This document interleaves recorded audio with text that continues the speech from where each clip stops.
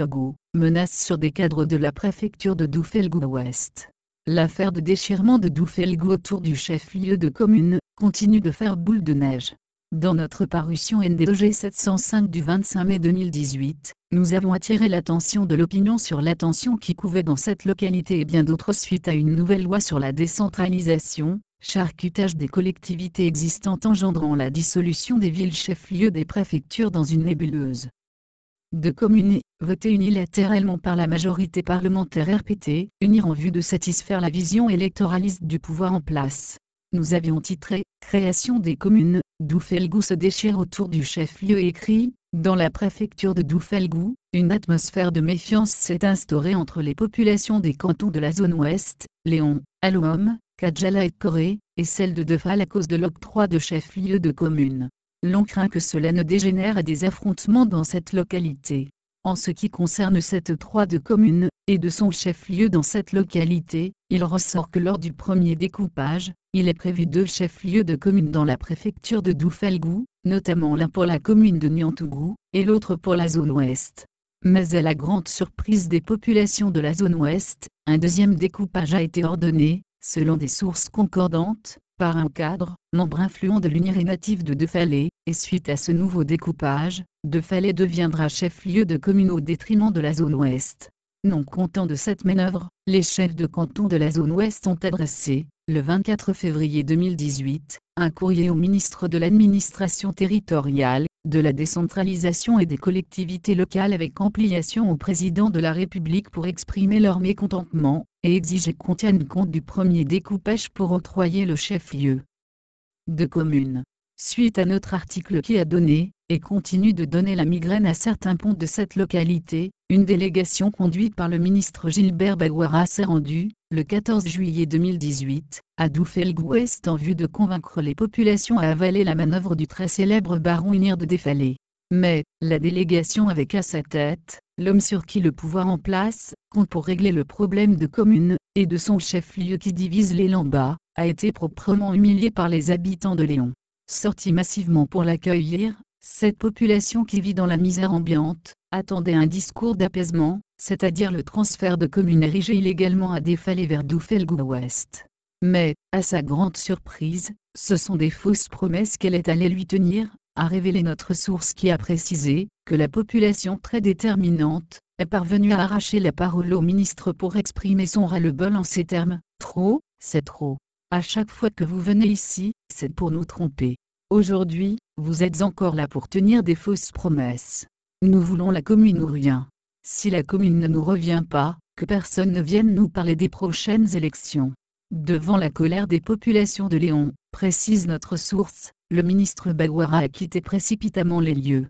La même source révèle qu'une autre délégation constituée du Kolgnama Alata, de YAOKANOKATOA, citée dans une enquête pour avoir dissimulé une importante somme d'argent dans une banque suisse, et du député de l'Unir Labiteko, s'est rendu à Aloum et Kadjala, deux cantons de Doufelgou-Ouest, avec pour mission de flouer les populations par le projet de bitumage du tronçon Chichao-Saraké-Wakant, située sur la nationale NDOG1, mais elle a été confrontée à la colère des populations de ces localités. Aussi nous revient-il que parmi les hommes, les plus détestés par les populations de la zone ouest, figure en bonne place le député Labiteko de l'UNIR.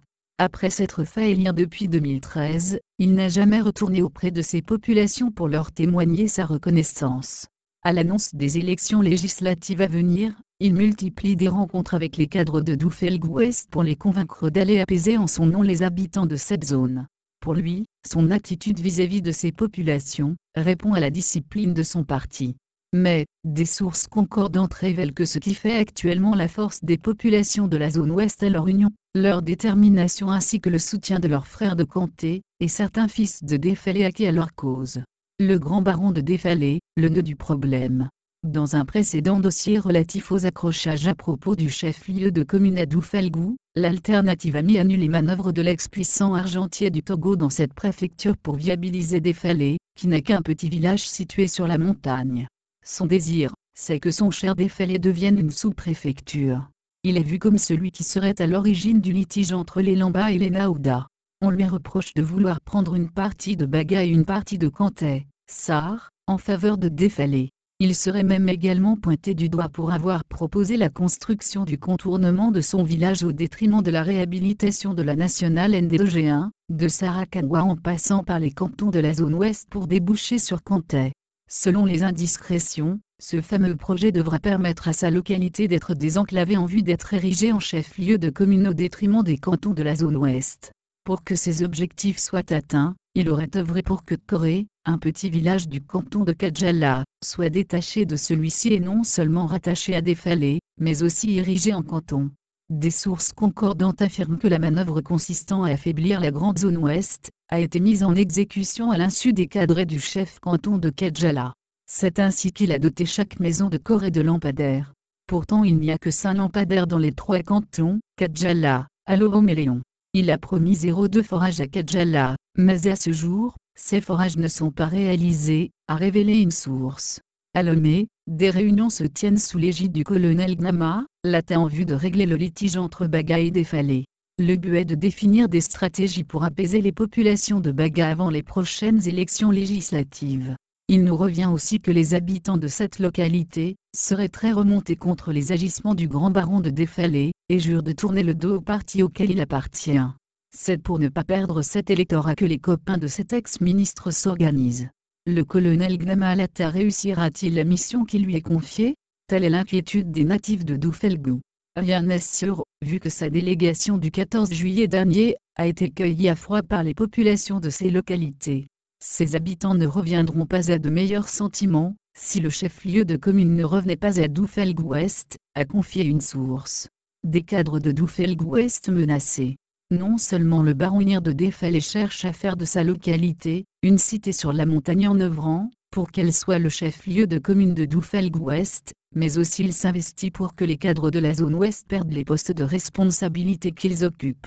Il se raconte qu'aucun d'entre les fils des 4 cantons ne peut accéder à un poste de responsabilité sans son aval. Sa stratégie est de faire des cadres de Défalé des élites, de sorte que si on veut parler des cadres lambda, que ce soit ceux de son village.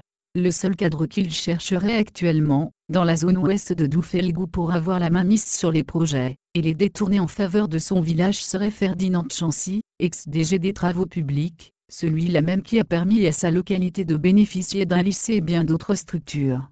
Ferdinand Chancy, ingénieur de son état, consultant en infrastructure économique, aurait voulu que la nationale ND1 soit réfectionnée pour que les accidents dans les monts Aladjo et Défalé soient réduits considérablement. Selon lui, cela permettra aux opérateurs des pays de l'Interland de venir vers notre port, mais aussi cela impactera positivement ses recettes. Les pays de l'Interland auraient voulu préfinancer le bitumage de ce tronçon, mais l'ex-ministre des Finances n'a pas vu cela d'un bon œil, parce que ces projets de bitumage portaient la signature de Chancy, a indiqué une source qui a précisé que ce dernier avait même reçu des menaces de la part du baron de Défalé.